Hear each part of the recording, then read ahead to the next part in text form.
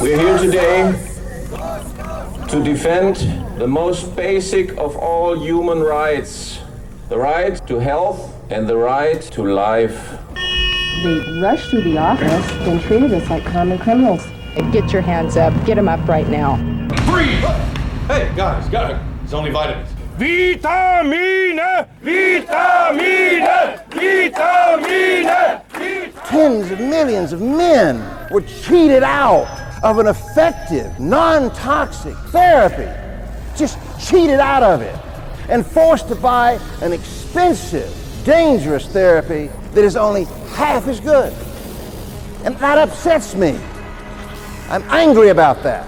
If there's a higher corporate good to be served by breaking the law, by having the FDA work with the Codex and try and drag the U.S. into this nightmare, then they're all for it. Codex is bad.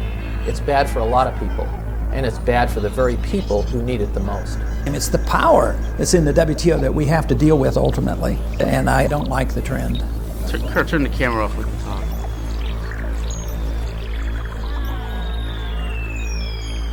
The only thing we have to fear is fear itself. Nameless, unreasoning, unjustified terror. Fear. Its darkness causes humanity to make awful choices.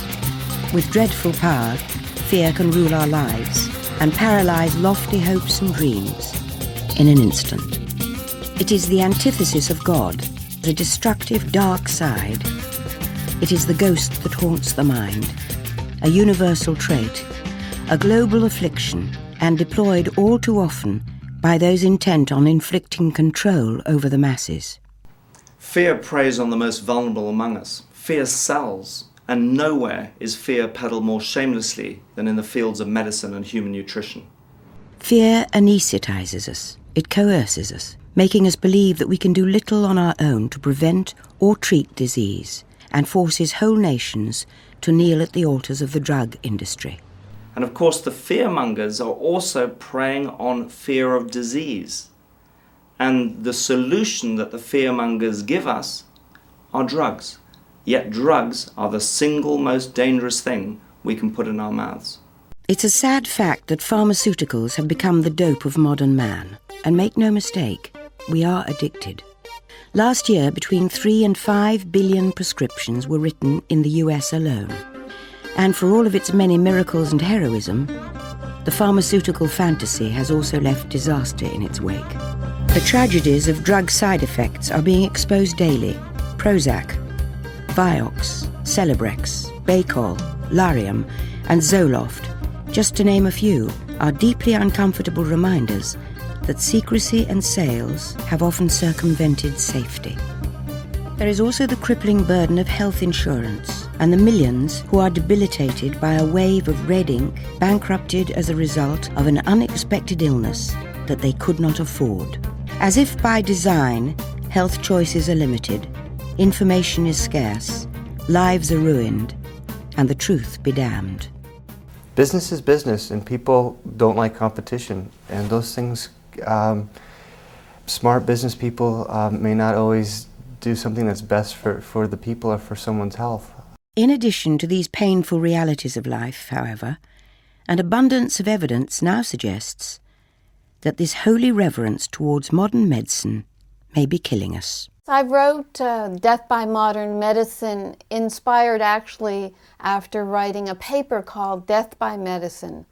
And what I found after analyzing government databases and peer-reviewed journal articles, I found that 784,000 people are dying annually, prematurely, due to modern medicine intervention. And also found studies that said we're only capturing 5 to 20% of the actual deaths. We're clear that the status quo is equal to a premature death in this country.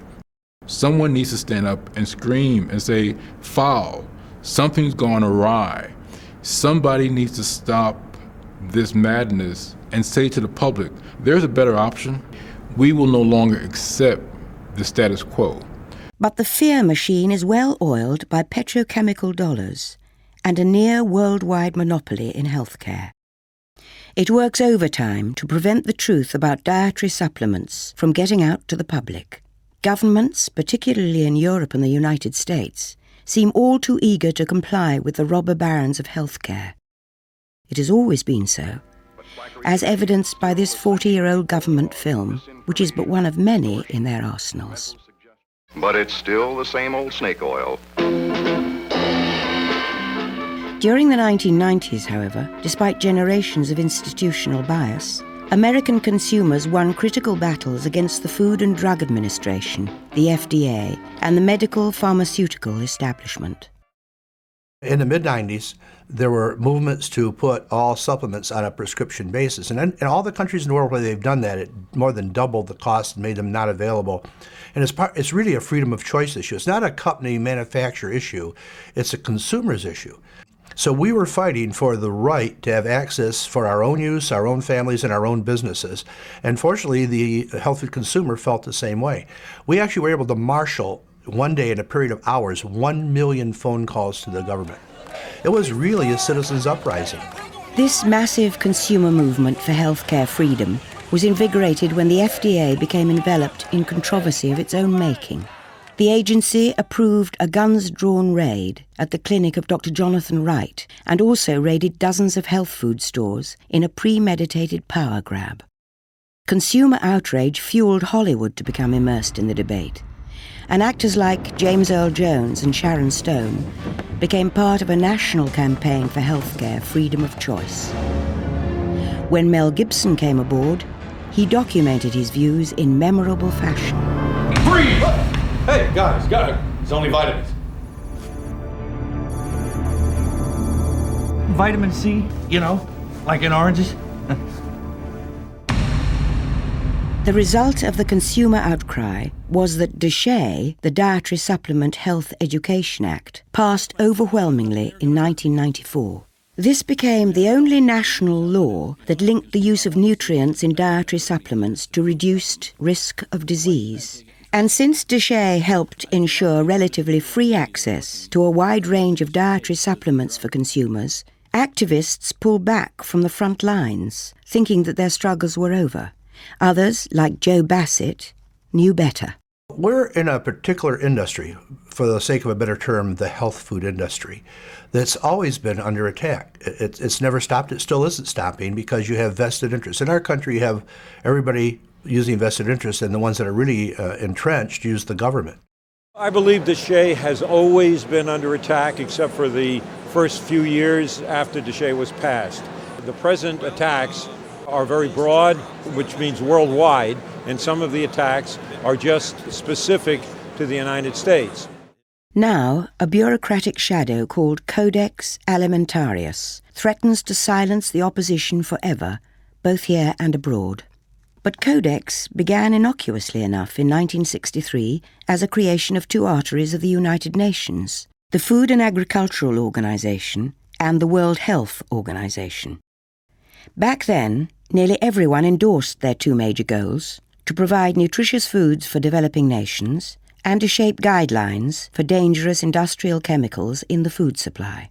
Within the past decade, however, Codex Alimentarius has altered its mission dramatically, many say negatively so, to include a wide swathe of products, including dietary supplements and genetically modified organisms. Mr. Scott Tipps began serving as a US delegate to Codex in June of 2000. During the first meetings, he did everything he could to communicate with the head of the US delegation. I, in a flurry of notes, passed comments and suggestions and the like to Elizabeth Yetley, who was the American delegate there, and it made no impact. In fact, the only impact I had was to call her during a break and basically be very tough with her about a particular clause that she was trying to remove from the final report. That particular sentence or clause basically said that the United States supports the right of consumers to have free access to vitamins and minerals, and she had unilaterally yanked that from the final reports. This attitude by Ms. Yetley, who is an employee of the US Food and Drug Administration, is reflective of Codex meetings in general. In an attempt to shine light on those who are unilaterally making public policy in private, health freedom advocate John Hamill took a small video camera into 2 Codex meetings in 1998. These grainy videos are all that remain of the tapes, which mysteriously disappeared. Moving right along, agenda number 5 on violence and minerals. Are you going to strike that second paragraph? Well, these are draft positions. They go in as draft positions, so they're not the final nor the formal position. You've seen the letter from Ron Paul then, and this was signed by Ron Paul, Congressman Stump, and Congressman Cook. We have received a lot of mail. We've looked at all of it. And you acknowledge that this represents the will of the American people and the will of Congress, correct? There's a wide range of opinions on this one. Despite multiple written requests and the intervention of a US congressman, the FDA refused to answer any questions about codex, dietary supplements, or even labelling for this documentary. But judging from this rare interview with Michael R. Taylor, then Deputy Commissioner for Policy at the FDA, it is apparent that the agency is unaccustomed to meaningful questions about health policy by the media. You stated your concern, and the FDA certainly has, on L-tryptophan. What about your concern regarding something like Prozac, that very well documented 28,000 adverse reports, 1,600 suicides associated with that drug? Well, drugs that go through our very rigorous testing and review process are very well understood chemicals, and drugs are recognized to have both risks and benefits. That's why they go through a rigorous evaluation, and when those products are put out on the market, we have a good scientific understanding of both the risks and benefits, and that's laid out in very detailed labeling that physicians then use to decide whether to prescribe those products for their patients. Side effects are part of pharmaceuticals. That's recognized, and that's why we're so careful scientifically. There's just no comparison between that situation and what we are dealing with dietary supplements, which have not been subjected to that kind of study, have not been evaluated by FDA. And a large part of the problem with these supplements is that we simply don't know about their safety. We don't know about their benefits, yet they're being out there marketed for, in some cases, for serious disease-related purposes. There's a big difference. Well, obviously, they would say something along the lines of that it was the only natural alternative to some of these kinds of drugs, and that's a concern to people that want natural alternatives, I suppose. And since the cases against Prozac have been so high, people would question whether or not the health risks of L-tryptophan, again, versus a Prozac and that kind of usage is judged under the same standards, if you will. Well, this really wasn't on the list of things we were going to get into today. Well, he mentioned L-tryptophan, and it just... As the producers tried to get an answer from the Deputy Commissioner of the FDA, L-tryptophan, so it really... Mr. Taylor seemed to lose his patience with the tone of the interview. Mentioned, so I thought that I would follow up on it. That's all. Kurt, turn the camera off, we can talk. You know, I'm happy to talk about this. I don't want to spend the whole morning on it. But of course, Mr. Taylor was anything but happy to discuss the safety record of Prozac versus the amino acid L-tryptophan, which the FDA banned outright when Prozac was approved by the agency. And it is important to note that the Food and Drug Administration has assigned Mr. Taylor's wife, Christine Lewis Taylor, to the World Health Organization, where she is now chairwoman of the Nutrient Risk Assessment Project. I don't think that you can say that anybody at FDA has ever been a friend of dietary supplements. Anybody.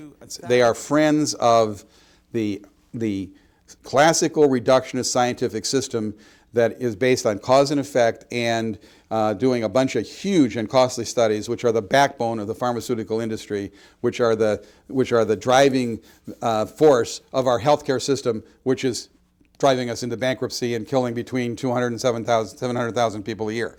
Some of them honestly believe in the useless medication. More, however, are bunkum artists without pity or conscience, willing to risk the lives of fellow human beings to line their own pockets.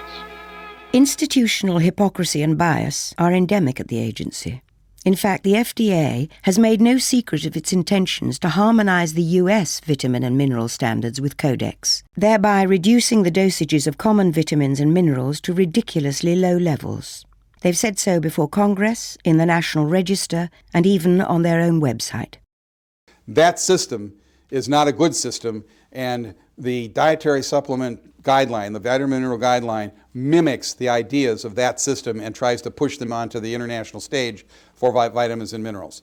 Bad thinking all the way around. We are at a stage in society when a large number of people, consumers and patients, are waking up to the fact that the healthcare system that they've placed their trust in now for decades is not delivering the healthcare that they need. They're beginning to appreciate that very often if they have major diseases like cancer or heart disease, that the so-called solution to these diseases is in fact killing them. Today, all new drugs must be proved safe and effective before they can be marketed. In other words, the medicine must be safe and must do what's claimed for it.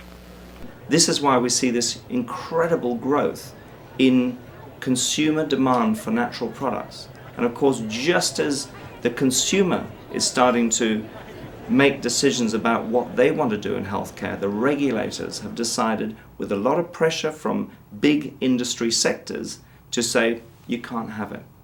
It's reserved for us. When the WTO, the World Trade Organization, became a reality in the 1990s, the power of Codex was heightened immeasurably. This new worldwide body, devoted solely to the harmonization of trade standards, gave Codex the enforcement capability that had eluded it for decades. 2 US congressmen, a Democrat and a Republican, have a philosophical divide on free trade, but agree completely on the dangers of the WTO and Codex. Now, the WTO is said to be set up for free trade, and I happen to like free trade. I like low tariffs, and I like goods and services flowing across borders. I studied economics in college. I'm a skeptic of the whole theory of free trade, and it really crystallized around the NAFTA and the WTO agreements. I am a champion of national sovereignty, so I do not like the idea of getting involved in what the founders called entangling alliances. I remember talking to Mickey Cantor, the president's special trade representative, and I'd studied a little bit, and I said, I can't understand how we're going to bind ourselves to this agreement, which has a secret dispute resolution process, which has no rules regarding conflict of interest, and they will essentially preempt U.S. law. And then when you go to the next step of becoming a member of the World Trade Organization, means to me that we as a people and as a Congress, we give up too much of our responsibility and our prerogatives. I said, oh, no, you don't understand. They can't preempt our laws. I said, oh, you're right. They can just fine us for having our laws, and we can pay perpetual fines because we have laws that protect consumers of the environment, or we can repeal our laws. But now we're talking about turning it over to a world organization that's going to force harmonization. So it's working as designed as far as they're concerned, which is to protect corporate interests and overrule governments and stick it to consumers. And they'll do that under the name of free trade and globalization and pretend that they're on the side of freedom. But actually they're not. They're on the side of regulations and special interests and protection of certain big corporations.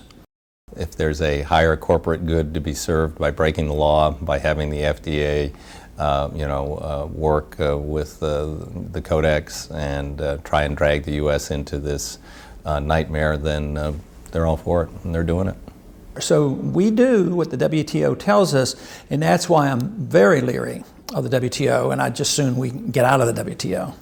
This would be like the ultimate reaching of government into our personal health lives, which would be unbelievable, and not even our government, some bureaucratic, diffuse, multinational, secretive government. It's the power that's in the WTO that we have to deal with ultimately, and I don't like the trend. On Capitol Hill, legislators are now debating the merits of yet another trade agreement called CAFTA, the Central American Free Trade Agreement. This latest Trojan horse was wheeled into Washington as a savior for a faltering economy. But as consumers in Europe could confirm, it will only lead to more backroom deals that could spell the end of health freedom as we know it. Now, people think that could never happen here. Probably at one time people in England thought it would never happen there, and yet their government has ignored over 1 million signatures on petitions on this issue, saying, sorry guys, we are now a member of the European Union and we must harmonize to European law. If we aren't careful in our hemisphere, the same thing will happen as a result of the free trade area of the Americas.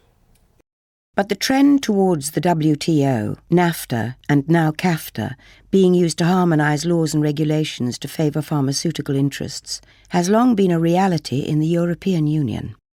German representatives at Codex began to push the idea of creating safe upper limits on vitamins and minerals, and this was favoured in the UK until Dr. Robert Verkerk began orchestrating a precise legal, scientific and public relations strategy to stop it. His organisation, the Alliance for Natural Health, brought a landmark legal challenge to the EU Food Supplements Directive. In April 2005, the Advocate General in the European Court declared that the EU directive should be declared invalid under EU law. In July of 2005, UK and European consumers will discover the fate of this legal battle, and it is anything but a sure win.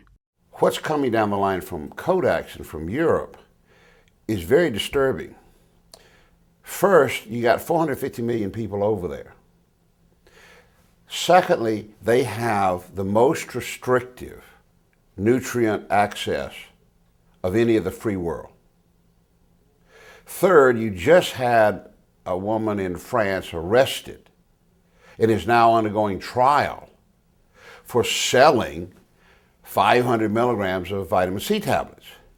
Between the draconian regulations of the EU Supplement Directive and the ominous Codex guidelines, which will be voted on in July 2005, there is little doubt that health freedom lies in the balance, in Europe, in America, and throughout the world. The World Health Freedom Foundation is supporting this movement in Europe, because there's no question if we stop it in Europe, its effect on the United States will be less. And anyone who thinks that Codex or the European Union or the World Trade Organization, when it comes to very restrictive policies in Europe, is not going to have an effect on the United States is crazy. You got 450 million people over there.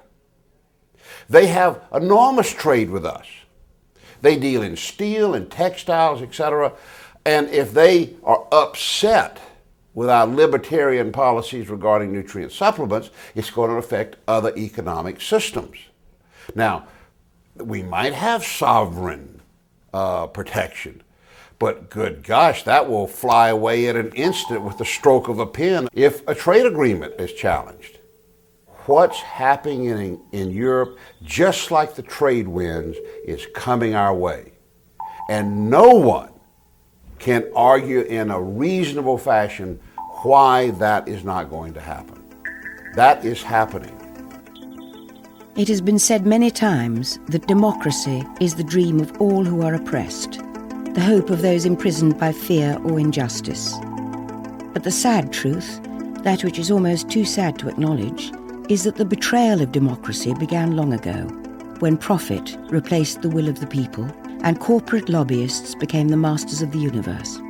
Alarm bells are going off everywhere. The American people are way ahead of the Congress and have figured this out, and it's only a matter of time until Congress is beaten into, coming around on these issues. I mean, but if we don't do it soon, it could be too late. If it is true what a great civil and human rights leader once said, that our lives begin to end the moment we become silent about things that matter, then freedom has already begun to atrophy because of our inaction. Slowly, sovereign rights fade away, as surely as the ink on an old declaration is removed by time. The pursuit of happiness, the promise of equality, of personal choice, are chipped away by complacency, and over time become barely visible in the world around us. If we had treasured it more, some say, if we demanded government cooperation, not interference, if we had exercised our freedoms every day, every week, just like the forces of power and money have done, if only. I think that we should all get together and fight for our rights. I think that these are God-given rights. I think this is a legacy that was given to us at the beginning of time, and we should fight like crazy so that people can maintain their rights from now and forever. There are some who say this is a battle that cannot be won. We are the David, they are the Goliath. But it's too important to sit it out and allow the multinational corporations and the regulators to inform us what our freedom should be. If we don't demand medical freedom of choice, we will lose it. It's critical that the people of Europe, the people of Asia, Africa, the Americas, and the rest of the world come together so that we can protect our health freedom for our generation and those of the future. This, then, is your call to action. It is one of enlightened self-interest, a righteous cause that even the high priests of profit cannot defeat. It is a real drug war, a fight for health freedom, a struggle for human rights. And so you get the government you deserve if you don't speak up. The only way to have good government free from all the things that are happening to us is if the citizens stand up and are not doing it. They have to stand up and be counted. And if you put enough effort, the good guys win. It needs to be done. Modern medicine has led us to Babylon and a wasteland of expensive and often ineffective options. If we do not act, if we become silent, governments will be free to replace the teachings of all ages with toxic lies. Timeless natural medicines, foods and herbs with which we have evolved, culled from thousands of years of collected wisdom, will be swept away, crushed under the myopic weight of corporate greed. Yet we often forget how much power we actually wield, and that we are the creators of our own place on this planet. Amid the sea of faces, there is an honorable cartel forming, one for the benefit of mankind. You must join the battle by protecting yourself and your family from health frauds. When you're in trouble, that's not always easy. But in the end, being victimized can be far worse. It can mean not only your money, but your life.